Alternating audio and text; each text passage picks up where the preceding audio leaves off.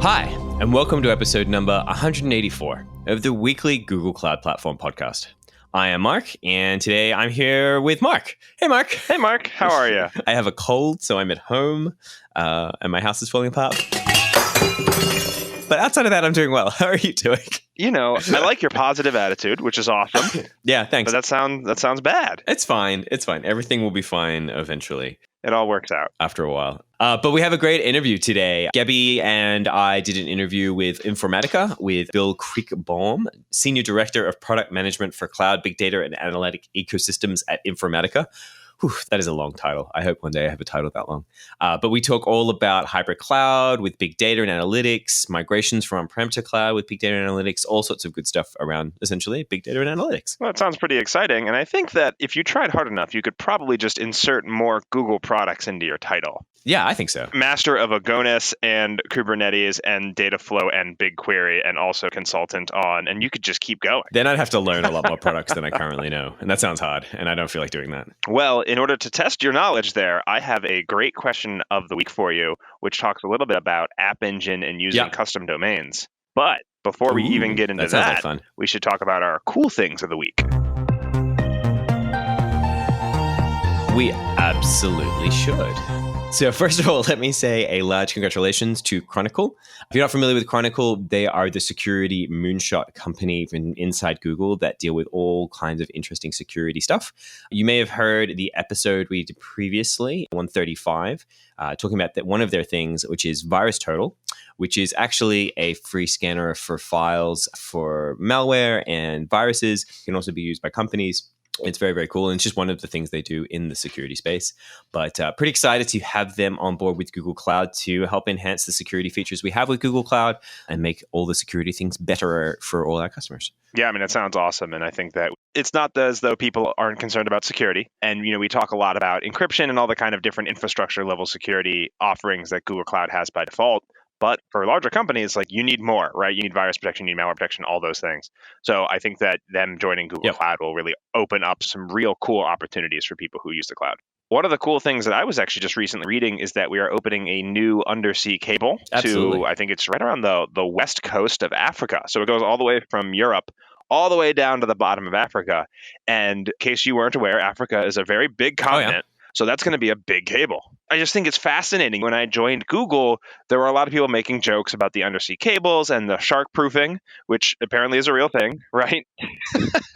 and for anyone who hasn't heard of it, you know, we have these big undersea cables that kind of go around the globe. It's a real thing. And a common problem apparently with those cables is that sharks like to eat them, which I can't relate to, I have to say. I believe it actually has something to do with the electronics going through it, and it sets off their sensors, and like they like really like, I don't know exactly, but I should do some research on it. That sounds really cool. Yeah. But for the people who are trying to get internet through those wires, it turns out sharks are kind of a pain. Yeah.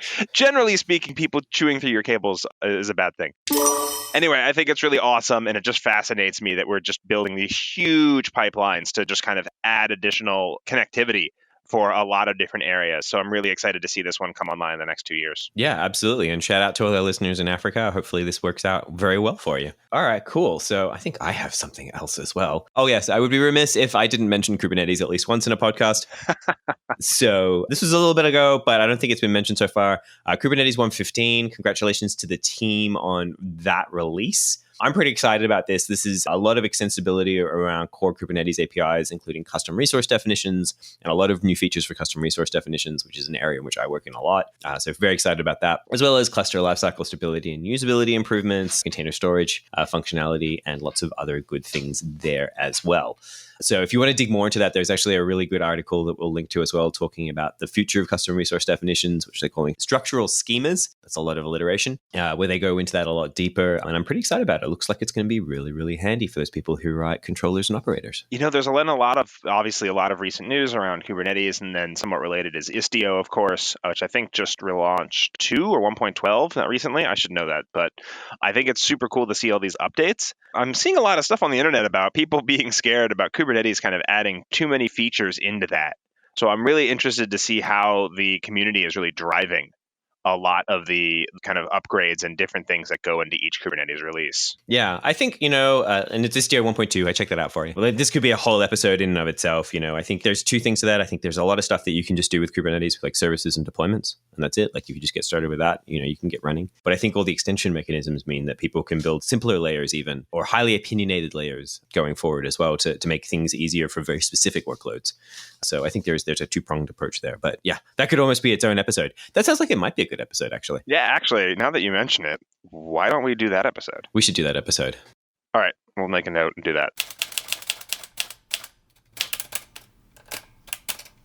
Cool. But let's finish this one first. Yes. I have one more cool thing of the week, which is now that Stackdriver Profiler is now generally available. Ooh, fancy. This was a really cool tool that I think was in beta for quite a while, but it actually lets you kind of look at production code that's executing and then kind of see how it's performing as it traces through, like as different functions are being called. And it kind of gives you this cool little visual stack of where your time is being spent. So for a lot of the people who use Stackdriver and a lot of people who who are using production code on GCP, Stackdriver has been a really awesome tool because it lets you do live code debugging and fixing in production, which is super impressive. Well, probably not fixing, but actual like observation and seeing like, oh, well, sometimes in dev, you just can't reproduce that problem. Yeah. So being able to reproduce it in production and then having a really clear visual graph of like where those slowdowns are and where the problem might be, I think that's super awesome. And so now that it's GA, I think hopefully a lot more people will be more comfortable trying it out. Yeah, that sounds really great. Fantastic. Well, I tell you what, why don't we get stuck into the interview that Gabi and I did with Bill from Informatica, and we can hear all about big data and analytics and all sorts of other fun things. Cool. Excited to hear it.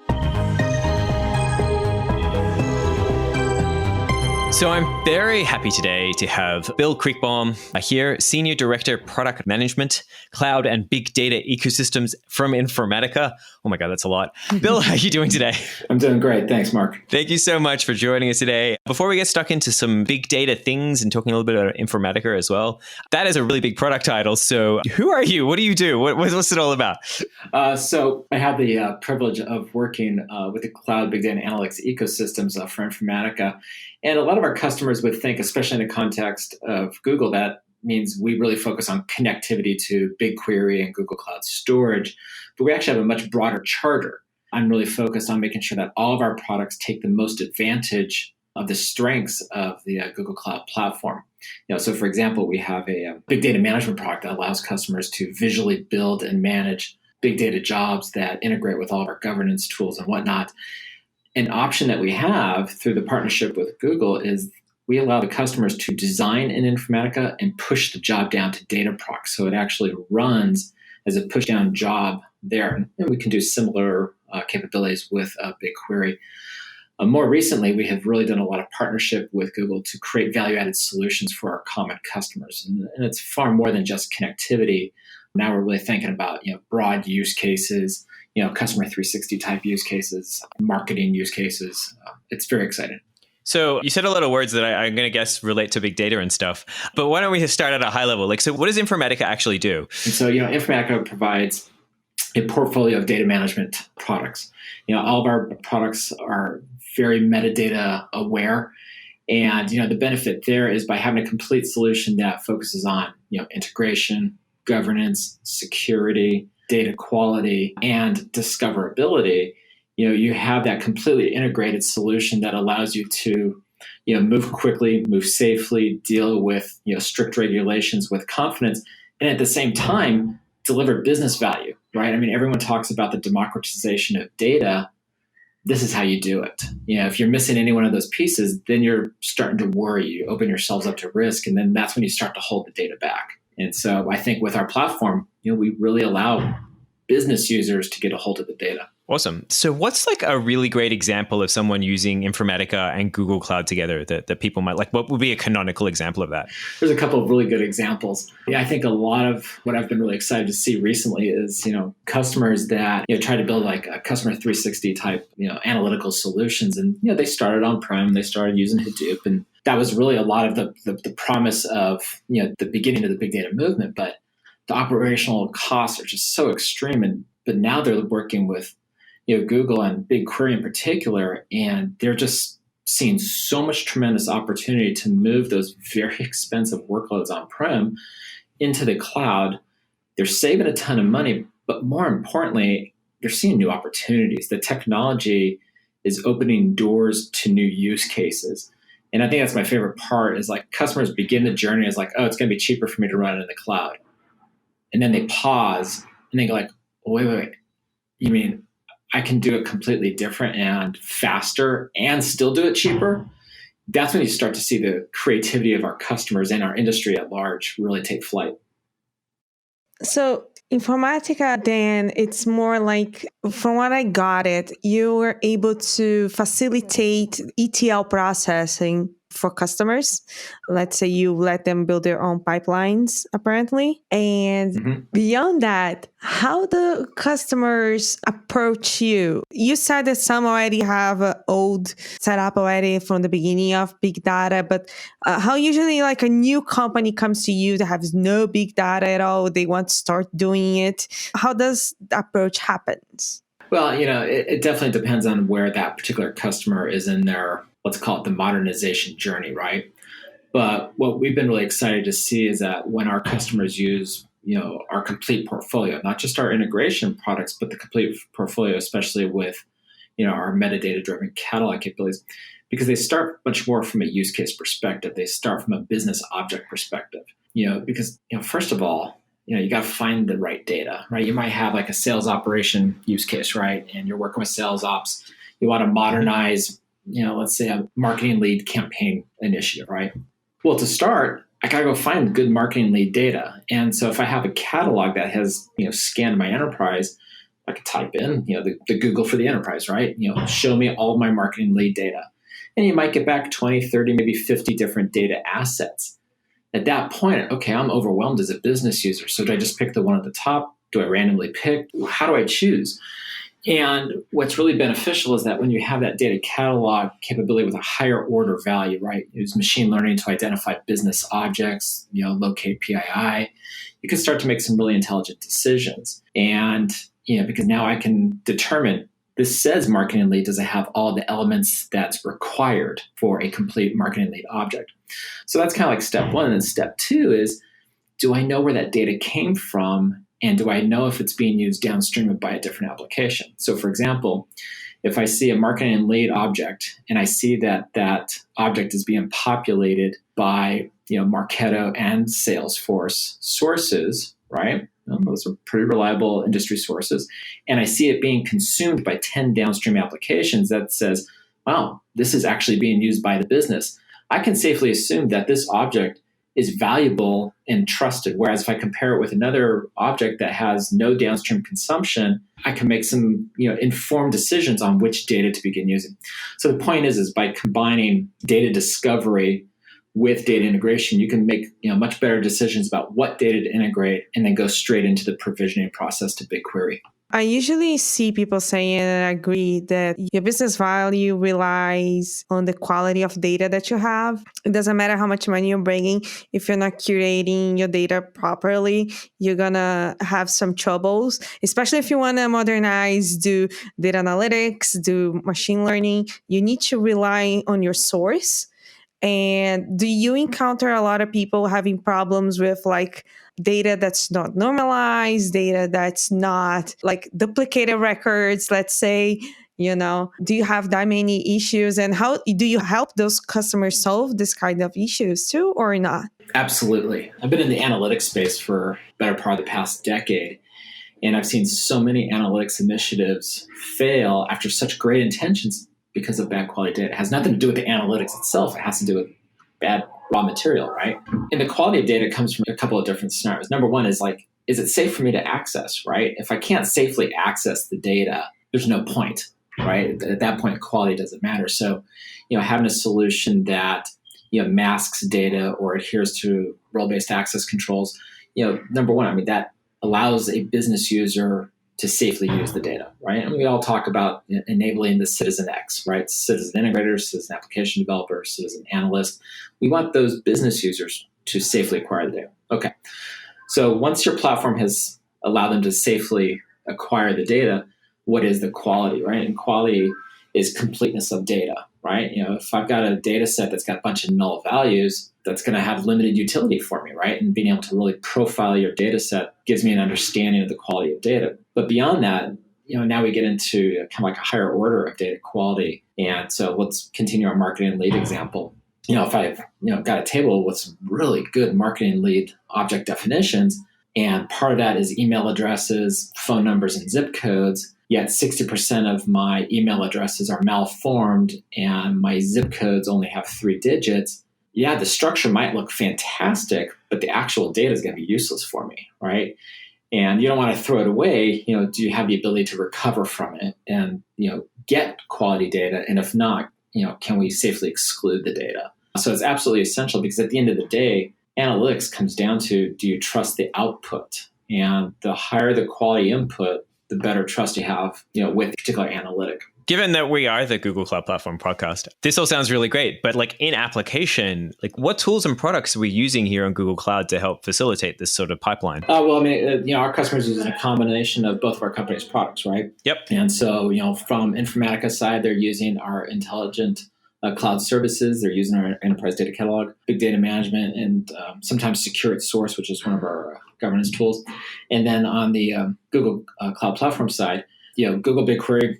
I'm telling you guys, I am seeing so much traffic flow through to BigQuery, and the adoption is fantastic. And I'm seeing huge curves up and to the right in adoption and usage. But to really complement BigQuery, there's a lot of usage of Google Cloud Storage. That makes a lot of sense. Behind the covers, we use a lot of them in tandem to really drive performance of bulk loading. We also see a lot of interoperation with Google Analytics. And we're starting to see a much bigger uptake of technologies like PubSub as part of these workflows. And I already talked about Dataproc earlier. So one of the things that I think about a great deal and that my entire team thinks about is, how can we best provide our customers with the strengths of BigQuery and the entire Google Cloud Platform surfaced through the Informatica products, right? Because I want to give them easy access to it. That's what Informatica brings to the table, right? We bring easy access, visual design environments, governance, lineage, metadata management, etc. But I don't want to provide coverage that's just like vanilla access. I want our customers to take the most advantage of why they picked Google Cloud in the first place. Nice. Do you have customers that are like, hey, I've already got a Google Cloud project and I've got a bunch of stuff in Google Cloud Storage, and they come to you and they're like, we're already doing stuff, how do we integrate? Or do you find it's coming from the other way, where you've got customers from Informatica and they're like, oh, actually, now we want to push this down into Google Cloud in some way, shape, or form? I got to tell you, Mark, sometimes I feel like it's coming from top, bottom, left, and right in all different combinations. But in all seriousness, we really focus on the hybrid enterprise, right? And there's just crazy momentum to the cloud, right? Heck, I've been talking about it ever since the cloud was born, right? But it is just happening with just fierce velocity. But no matter that velocity, large enterprises are still going to have a presence on-prem. And we have to treat that hybrid nature of, on-prem, cloud, multi-cloud as first-class citizens, right? We all do.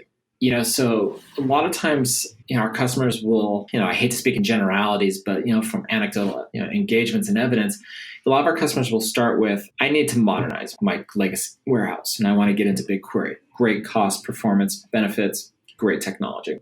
And they start off with really just more of a cost savings, right? They want to get rid of their physical infrastructure and shift the operational load to Google. But the reality is that halfway through that journey, that light, that epiphany happens. And they start to see much more of the value add of what can be done. For example, I was engaging with a large customer, a joint customer earlier in the year, and their initial goal was just to modernize their warehouse with BigQuery. And we started down that path and it was going really well. And actually during a joint engagement where I was actually co-presenting with somebody from Google to this particular customer, the light went on and they're going like, wait. Can I replace my Hadoop environment on-prem with BigQuery and actually unify all my data? You should have seen the grins. It was like this collective room of lights going on about what was possible, the art of the possible. So back to your point, Mark, coming from from existing scenarios or new scenarios, a lot of times it will come with a new initiative, but then all of a sudden it'll kind of blossom into multiple initiatives happening at once. So I'm glad you brought up on-prem because I wanted to ask you about like that data migration story. How are you seeing customers taking their data and bringing it from, say, an on-prem environment and bringing it into the cloud? I mean, that seems like a big job in and of itself. It is a big job in and of itself. And, there are, technical nuances that need to be considered, right? The one that I run into most often are like the differences in data types, right?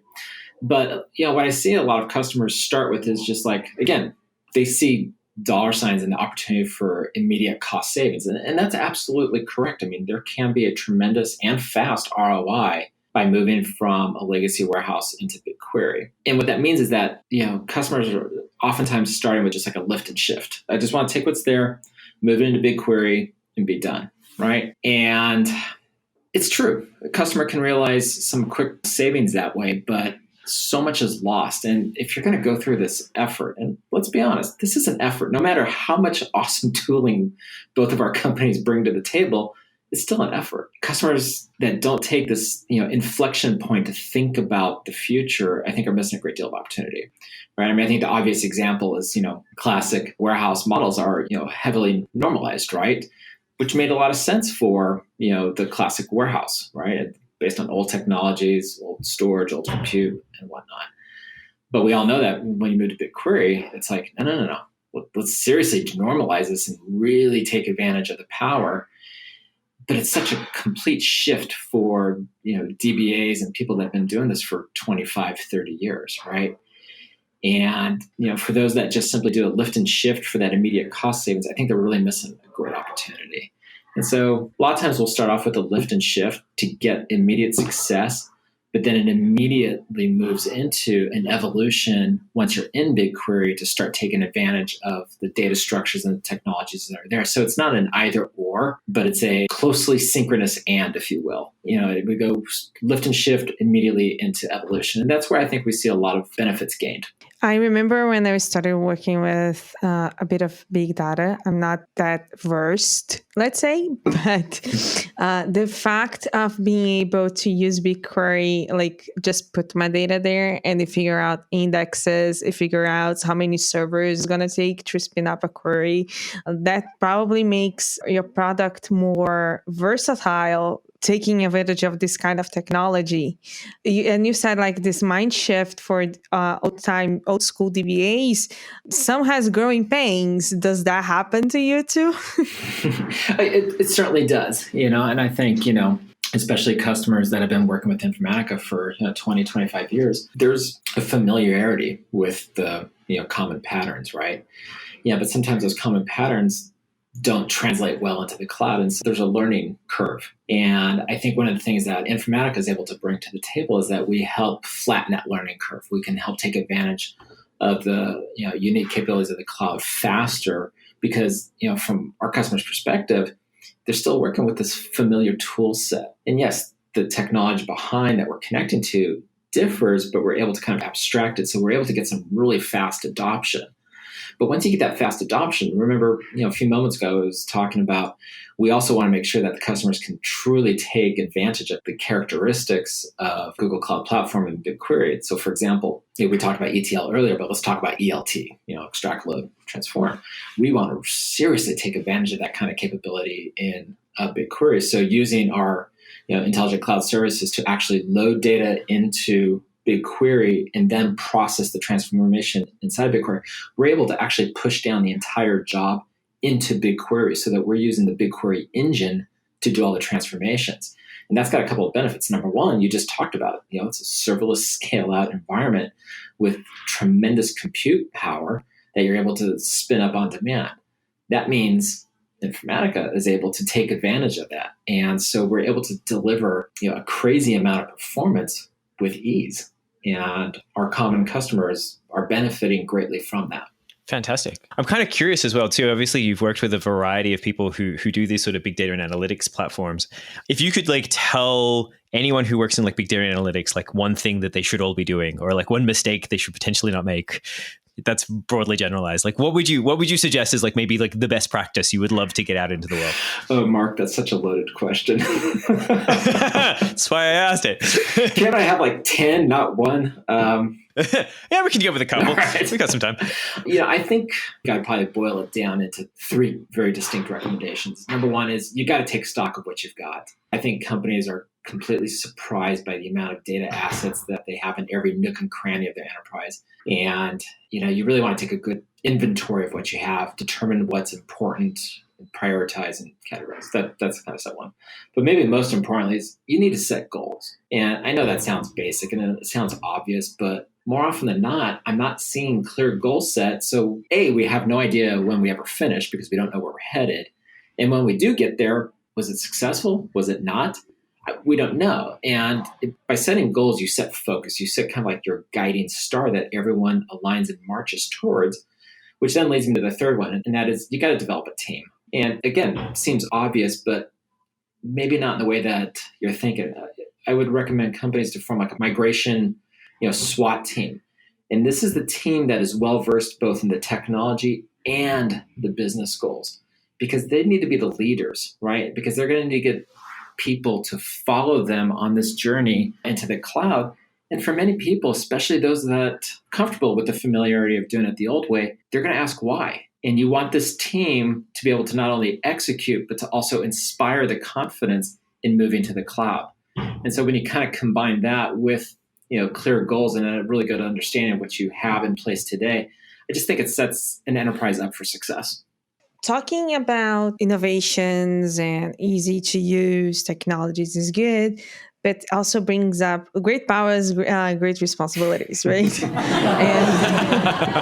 And so how does GDPR and those kind of regulations ensure they're working with Informatica? Because one thing is to be GDPR ready and another thing to be GDPR compliant. Absolutely. So how do you deal with that? Well, and again, I mean, it's, I don't want to sound like a broken record, but, because we deliver a platform that integrates, integration, governance, security, metadata management, discovery as part of the whole platform, it's a little bit easier for us to deliver on the realization of being GDPR compliant, not just ready. For example, the right to be forgotten. It's a difficult problem, right? I mean, if you think like a global enterprise with many subsidiaries, you probably have PII sitting all over the globe, right? Managed by many different business units. But the right to be forgotten doesn't care about such silos. It's like, if I want to be forgotten, that's it. You need to forget me. And so, we have a product called Secure at Source that allows the compliance officer to kind of log in and actually says, show me all the locations within my enterprise where PII exists. And then from there, again, it's like, okay, I have a roadmap of where I need to go so that when somebody chooses to be forgotten, I'm not guessing or hoping. I'm able to know, right? And it's definitely one of the benefits of having that, unified platform that's, integrated as a complete solution because it enables that. And, things like GDPR and CCPA, I mean, they codify much of what we've talked about, right? We've talked about security and governance, since we began a conversation a short while ago. And, this kind of like codifies the requirements. But I think in some sense, every enterprise worries about this regardless of the regulation. Speaking of things like personally identifiable information and other potential high-risk sort of information storage, do you have best practices or things that people should be aware of when looking at that kind of data that could potentially be high risk? Absolutely. So, I mean, we started off talking about modernizing your data infrastructure to BigQuery. So let's look at it from a construct of, that journey, right? And, we talked about, setting goals and building a team to be successful. Well, part of being successful also is quick wins, right? You want to build momentum based off of success. So, one of the things that I've seen successful companies do is when they start their migrations into the cloud, let's not start off with the tables full of PII because that radically complicates the scenario because now you got to get your IT people involved, you got to get your security people involved, you get governance people involved. So sometimes it's best to know where your PII data is not, right? And so by using your data catalog, by using Informatica's enterprise data catalog, you can see, right, and not guess. It's like, okay, this table's got a bunch of PII. It's a lot of value here, but you know what? Let's do that maybe in phase 2 or phase 3. Let's come and take a look at these other data objects that has a lot of business value below PII. And that's going to allow me to migrate to BigQuery rapidly, get success, build a new use case, and now I can repeat and build on that success and gain that momentum. Probably like almost like the opposite answer of what you were expecting, but sometimes knowing where your PII is not is very beneficial. Awesome. All right, cool. So we're coming up on time here, unfortunately. But before we go, Bill, is there anything that we've missed or you want to mention or make sure that you get out there so people can hear it? Mark, so number one, thanks to you and Gabi. I've had a great time chatting with you both. I would say that to our customers listening today, check out the partnership between our companies. It's fantastic. I truly enjoy working with the team at Google, and together we're doing some great solutions for our customers, and it's fun to be in market with you guys. So thank you. Awesome. Well, thanks for being a wonderful Bill. partner. Well, Bill, thank you so much for joining us today on the podcast. My pleasure. Thank you. Huge thanks to Bill for joining Gabi and I this week. Super interesting episode. Really, I don't do a lot with big data analytics, so it was super handy for me to learn more about that area and some of the migration patterns that people have. Plus, I feel like if you do some more in that area, then you can add that to your title. Sure. Yeah. Then I can have a long title like Bill. Well, more relevant to, I think, everyone who's listening than your title, I think we have our question of the week. Yes, we do. Go ahead. Ask it. I'm ready. So, when you create an App Engine app, you get a domain that comes with it. Yep. Usually a pretty generic domain based on the project name and then, App Engine. But, of course, you can use your own custom domains. Yep. And I think a lot of people, they want to do that because custom domains are nice. Yep. But when you're using a custom domain, sometimes a lot of times you need to use subdomains. Yep. How the heck do you use subdomains with a custom domain in App Engine? Whew, that's a good question. So there's actually a lot of really cool ways you can configure subdomains with App Engine in both static and dynamic ways, which is super nice. So for a static point of view, you can set up a dispatch.yaml. It's a configuration file wherein you can configure actually a variety of stuff, not only just subdomains, but also paths and some other things to particular services. So services are individual deployments inside App Engine. Like if you had different API endpoints, you might want to do different services. Then you can have versions within those services as well. So you can set that up within your dispatch YAML to say like, oh, I want, dog.foo.bar. I want that .com to go to my default service, but, cat.foo.bar, I want to go to my cat service. And that's pretty straightforward. It's just some YAML file and it's pretty easy to set up. That being said, if you want to get dynamic with it, which some people do, and we use it for some things, and it might be a bit easier, you can set that up with wildcards as well. So you can do that to the lower level down in your dispatch YAML. But if you just want to do it simply, you don't even need a dispatch YAML. You can set up your custom domain with basically a wildcard.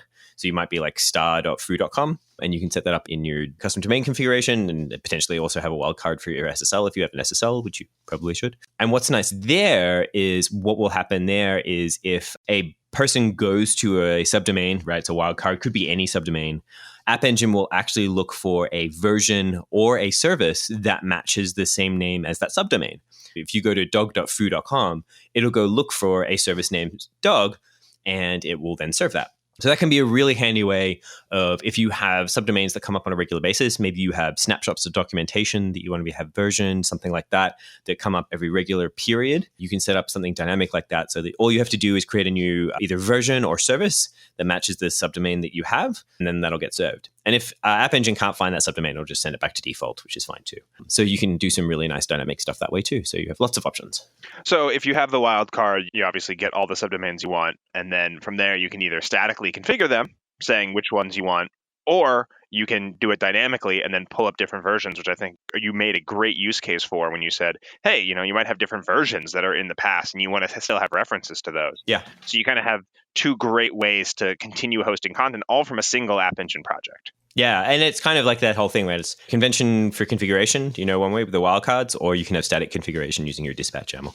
Awesome. Well, I think that should help a lot of people who are looking to kind of make more complex App Engine deployments. Awesome. Well, before we wrap up, Mark, are you going anywhere, doing any cool content? What are you working on? Anything you can talk about? Or is it all super secret?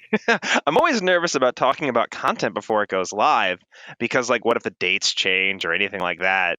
So it's super secret? It's nothing secret, but, they involve customers and different people working with the cloud. Yeah. So I'm like, oh, hey, we got, ex-President Obama on here to talk about cloud. And of course I didn't, but that would be really cool.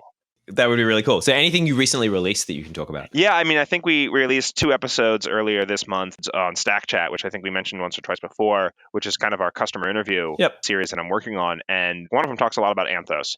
And I think that's really timely just because there's been a lot of buzz around Anthos. Absolutely. And a little bit of confusion about like, hey, what actually is it and how does it work? And I think this helps talk a little bit about how this company, Arctic, found the use case for it and then used Anthos to solve it. And I think we're seeing a lot of cool media on Anthos. There's actually a really fun video that Sandeep just put out, which is a rewind of a presentation at Next called Meet Anthos. And these rewinds are fun because they only take about 4 or 5 minutes to watch, and they kind of summarize that talk. So I definitely recommend checking out the Anthos episode, the interview with Arctic of Stack Chat, as well as Sandeep's Meet Anthos. I guess it's not really related to me traveling, though. So long story short, no, I'm not traveling because we're making videos. No, that's fine. That's all good. What about yourself? I will be at Tokyo Next presenting, which I'm pretty excited about. Always love going to Japan. And then the day before the North American Open Source Summit, there's an Open Source and Gaming Day where I will be presenting a couple of things. I think actually I'm doing a keynote, which will be fun. So I'll be doing that. And I'll also be hanging around the North American Open Source Summit.